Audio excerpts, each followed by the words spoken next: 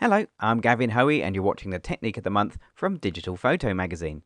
This month I'm going to show you how to use the textured frame template that you'll find on this month's cover CD to create this wonderful picture.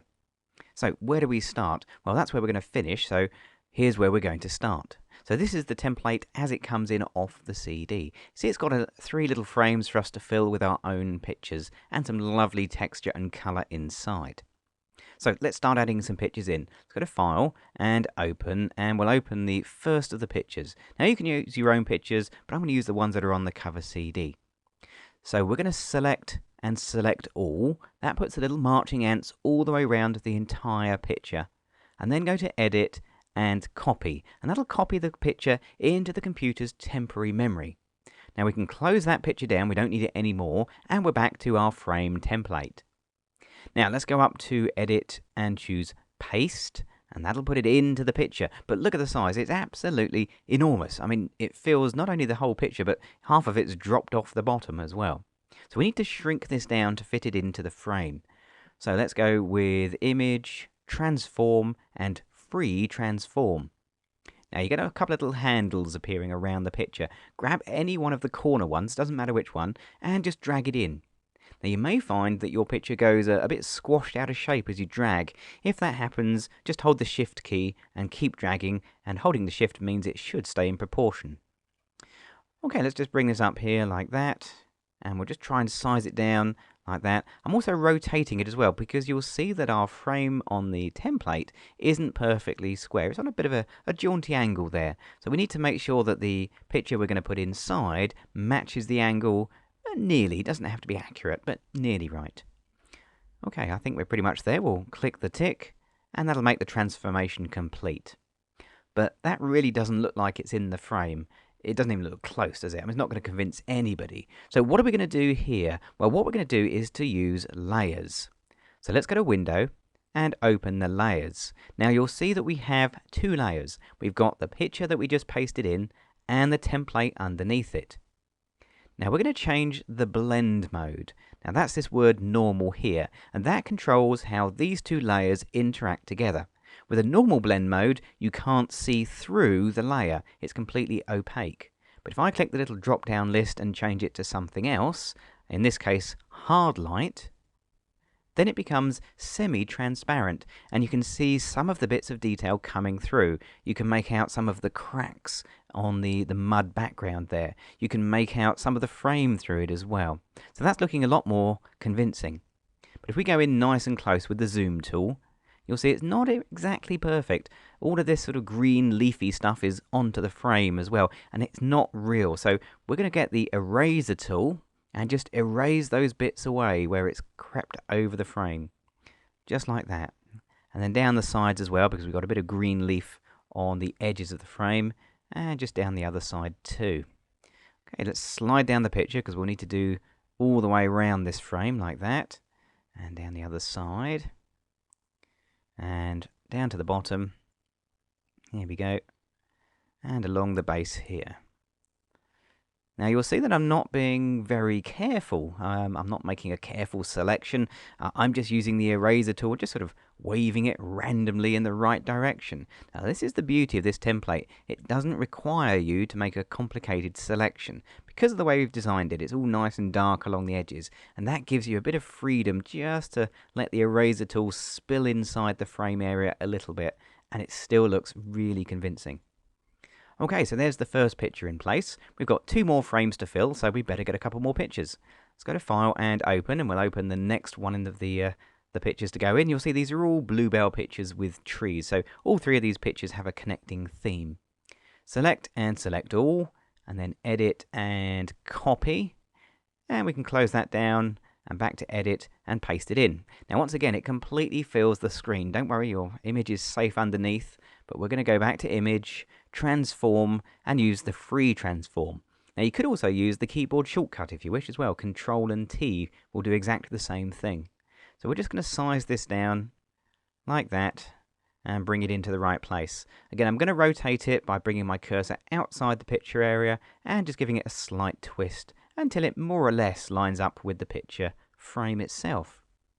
Okay, when you're happy, click the tick or hit enter on the keyboard, And we'll go in nice and tight on this one, like that. And we'll change the blend mode. So where are my layers? Well, they're just tucked to the side here. Here we go. So we now have another new layer. Every time you copy and paste, you always get a new layer.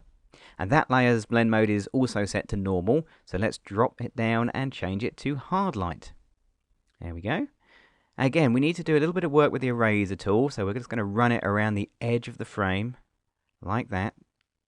Again, we've gone in nice and close with the zoom tool because it really does help. The tighter you can zoom in, the better result you tend to get, because you can really see exactly what's happening. But you'll also notice this time that the picture has spilt not only onto the edge of the frame, but across the big frame in the middle and even onto the picture. So we need to get the eraser tool and just erase those bits away as well. There we go, and on that frame too. Lovely.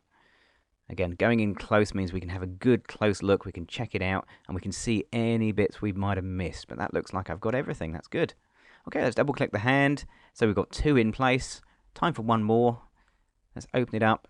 Number 3. Same trick as before. Select all, edit and copy.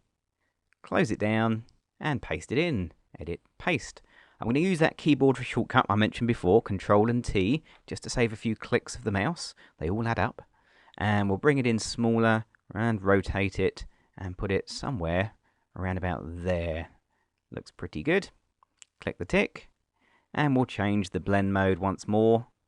So we've been using the hard light blend mode, which works really well with these pictures and this template. But if you're using your own pictures, you may find you want to try some other blend modes like overlay or multiply. Experiment and see what different effects you can get.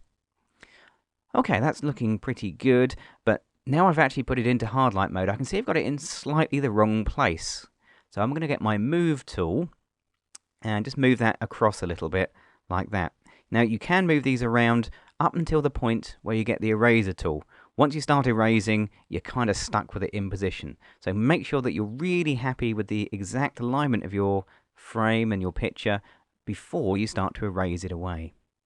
Okay, again, we'll go in nice and close so I can see what's happening.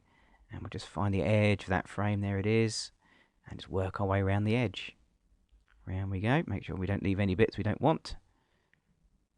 Lovely. That's looking pretty good. Yeah, really nice. And of course down this main frame as well, there's a bit in the corner which I didn't see, which is a good job I went in nice and tight really. There we go. And I think that's got everything now, that looks good. Okay, let's fit that onto the screen. Okay, so there's our basic picture completed, and I really like it. I'm really happy with that, and you could stop there. But you may have noticed, as we pasted the pictures in and changed the blend mode, that the colours in the pictures became much warmer.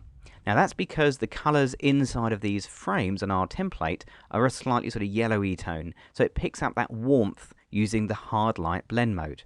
Now that looks good to me, but if you want to get rid of that warm colour, you can do it. And here's how. Let's go back to the layers again, and you need to make sure that you change layers so you now work on the bottom one, the background layer. That's the original template itself. Now, change tools. Get yourself the sponge tool. There it is.